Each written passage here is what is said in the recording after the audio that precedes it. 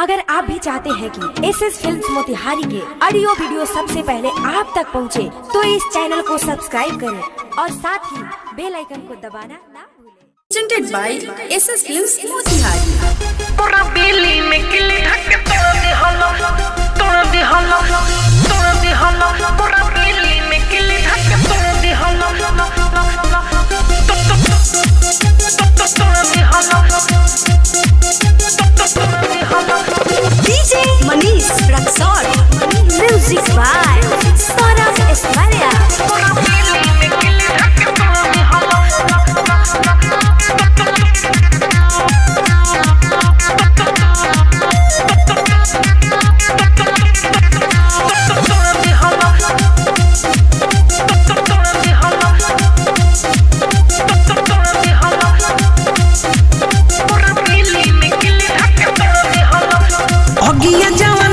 खोर दी हला हमारा के रात झका झोरा दी हला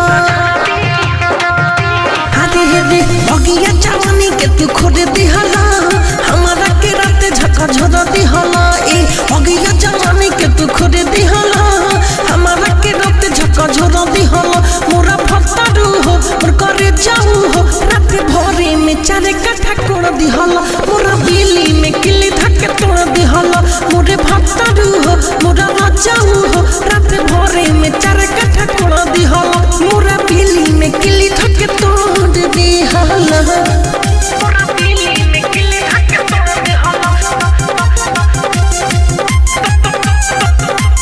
तोड़ दे hello. Saurabh digital recording studio Patna. DJ Manish Raxaul, बिल्ली में किले ढक तोड़ दे हलो, तोड़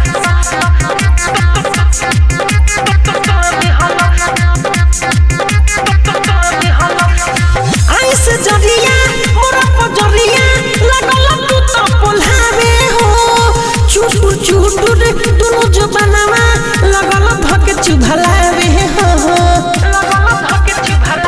हरे रे रे रे ऐसे जरिया मोरा पजरिया लगल तू तो पोल्हावे हो चुटुर चुटुर दुनु जबानावा लगल धके चुभलावे हो हिया में दर्द पूरे पूरे दिहला भोड़िया के हमारा निखोर दिहला दहिया में दर्द पूरे पूरे दिहला भोड़िया के हमारा निखोर दिहला मोरे भत्तारू हो मोरे रजाऊ हो रात भोरे में चारे कट्ठा कोड़ दिहला मोरा बिल्ली में किली धक्के तोड़ दिहला।